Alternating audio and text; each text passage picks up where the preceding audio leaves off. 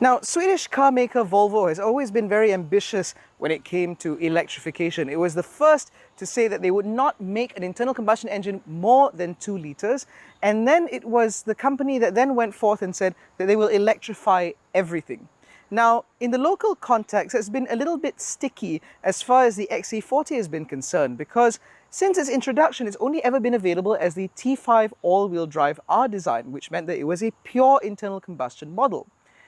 But that's no longer the case, because this car has a little extra flap here for charging. Because yes, this is the new Volvo XC40 T5 Recharge. It's front-wheel drive, it's electrified, there is now a 1.5 litre 3-cylinder in place of the 2 litre turbocharged engine, and we're about to find out what's what. Is it worth getting the electrified model over the pure internal combustion model, or is the existing T5 all-wheel drive the better compact luxury SUV?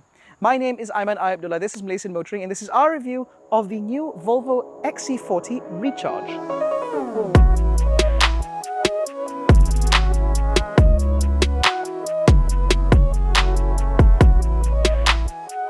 Now, let's talk very quickly about the exterior differences between the Recharge and the pure internal combustion model.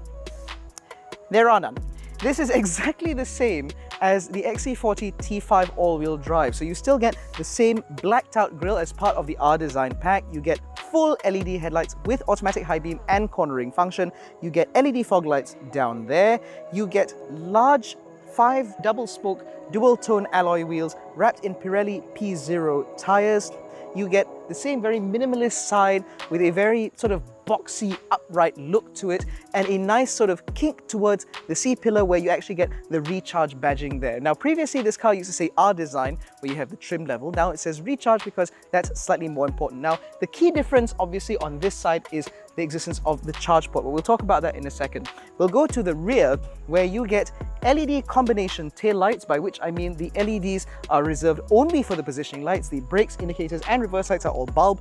Do not ask me why. You have fog lights down here, and you also get this nice sleek tailgate with Volvo script all the way across. You also get a unique white T5 Recharge badge so that you can tell everyone that your car plugs in. Now, because Volvo is incredibly intelligent with packaging, this car is based off of the compact modular architecture, which means even though this is a hybrid, you haven't actually lost anything in the way of practicality. So all the electrical gubbins are actually in the front, with all the batteries down the spine of the car. As a result, the boot space of the XC40 Recharge has not been impacted in any way.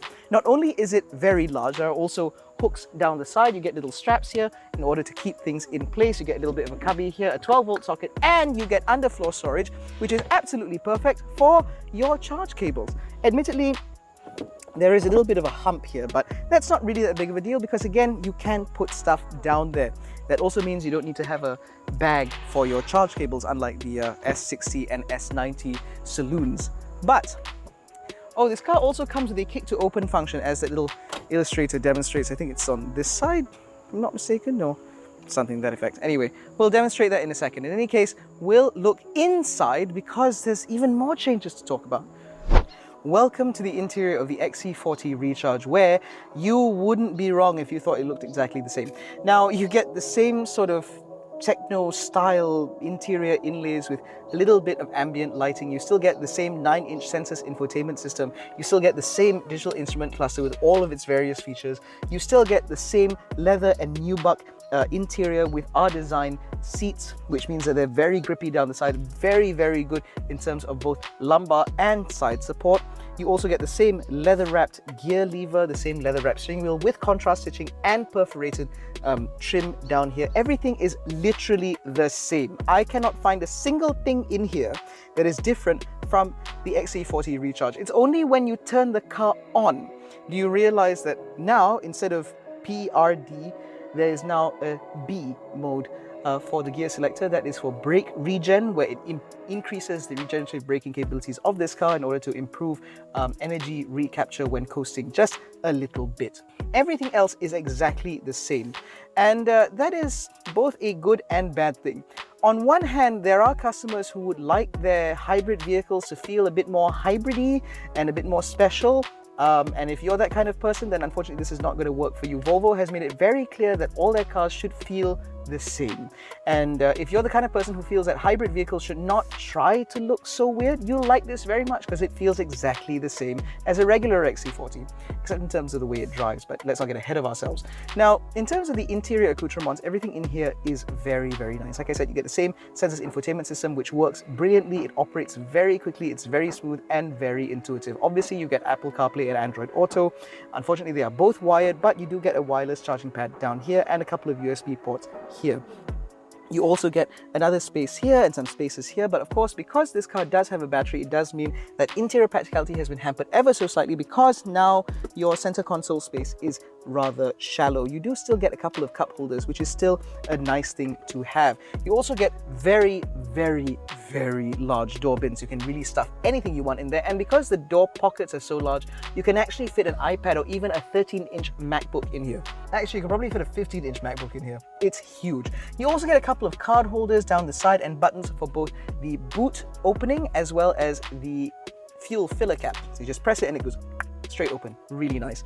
Now, the couple of unique things to Volvos is this frameless rear view mirror. I think Volvo was the first one to do that before everyone else started catching on, including Proton for that matter, and I do quite like this, and that still looks very, very swish. The other unique thing to Volvos is the twist sort of start knob, which unfortunately this car does not come with. Instead, it's just got a regular start-stop button down here on the side, which is a little bit unfortunate because I quite like the knob with its little knurled finishing, but I still get that knurling here on the volume knob, so I guess not all is lost. In terms of driving position, Volvos have always been very good at this. Their seats are among the best in the business. You get both lumbar support and under thigh support adjustable, of course. You get 2 memory functionalities, which also save the mirror positioning, and obviously these seats are electric. The steering wheel is also both tilt and telescopic adjustable, so you can get this to exactly where you need it to be in order to be perfectly comfortable. Now, in my experience, having driven the XC40 internal combustion model over a longer distance, I can tell you that over a period of 4 or 5 hours in this seat, trust me, you will feel fresh as a daisy. These seats are amazingly designed, and that is something that Volvo has been famous for a long time. Now, let's move to the rear to talk about space there. Now, I don't actually often talk about the back seat of cars because I can't be bothered to get in them, but I wanted to sit back here to talk specifically about the amount of space in here. So for starters, in terms of interior materials, it's all very similar to what you get in the front, all very well screwed together and all very plush. You still get the same very large door bins in here, big enough for relatively large bottles. You get a couple of aircon vents in the middle, and you get a couple of USB-C ports down here. You also get an armrest with some integrated cup holders here, and you get some plain style seat back pockets for you to put things. Now, the reason why I'm back here is because the back of this car is especially practical because, again, Volvo is very smart when it comes to packaging. Now, because this is the hybrid, unfortunately, you do get a very large hump in the floor because it was designed to have the battery packs down here. Also, in terms of the floor itself, it is quite high, so you do lose a little bit of under thigh support, but you can stretch your feet out underneath the front seats in order to sort of alleviate that a little bit. In terms of comfort back here, my recline position is perfect. Everything falls to hand very easily. My armrests are the perfect height, and because these front seats, even though they're very supportive, they are actually very thin, which means I have absolutely acres of legroom, and I also have acres of headroom. Now, the one difference from the front and the rear is in terms of the trim material. Now, you had that fancy sort of silver dotty thingy going on in the front. You don't get the silver dotty thingy at the back. You just get some dots, which, if you're the kind of person with that phobia of repeating patterns, this might bother you a little bit. Because it's starting to bother me a little bit, so I'd like to not look at it much longer. Now, in terms of practicality, like I said earlier, space is great, but you also get a couple of ISOFIX mounts, obviously for child seats, and because the doors open quite wide, it's very easy to fit a child seat in here. And because of the acres of space, even if you have one of those bulky rear-facing seats, you should still be able to get the front seats in a comfortable enough position. Now, in terms of the space, like I said, the boot has not been hampered from the transition from pure combustion to hybrid. But that said, you can actually expand the space a little bit more because you can fold these seats flat 40-20-40, making this an infinitely practical vehicle, even if you need to go shopping in that Swedish furniture store. What's it called again? Now, driving the Volvo XC40 plug-in hybrid. Now, this is a car that I've certainly looked forward to driving for quite some time now. I love the XC40, and as a pure internal combustion vehicle, it's a fantastic car to drive and it's a fantastic car to live with. But this plug-in hybrid, admittedly, it's got a little bit less horsepower, but it's got a lot more torque owing to the electrical system, naturally. And it's a very easy car to live with.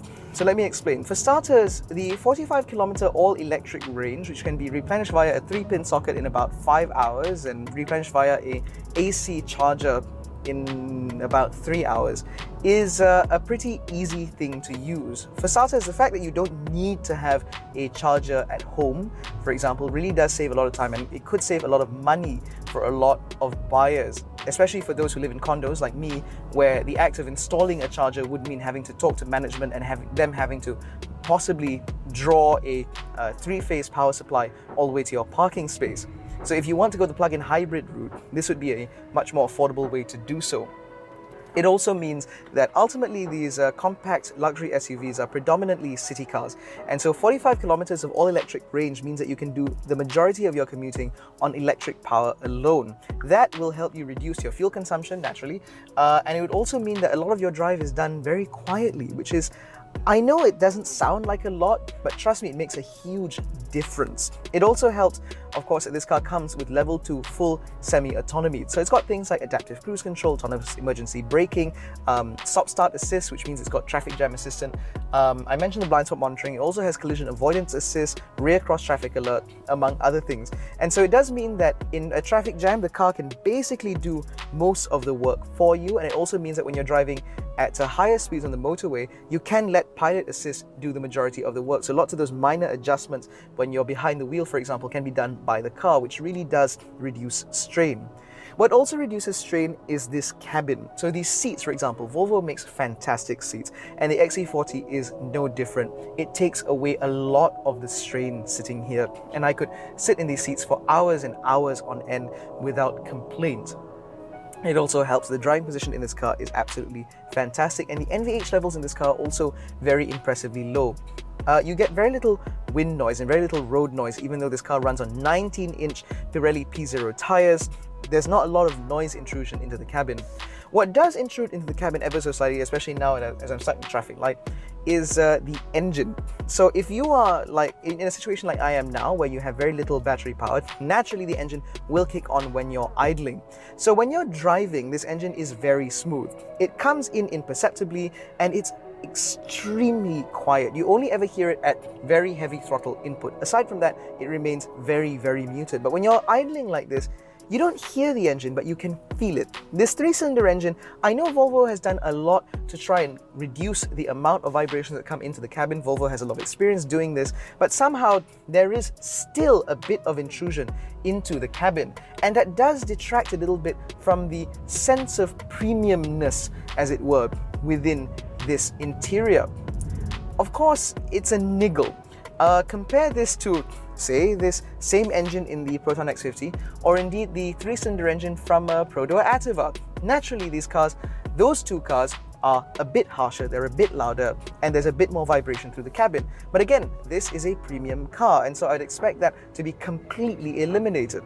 And the fact that it's been very well muted, but not quite completely eliminated, is a bit of an issue.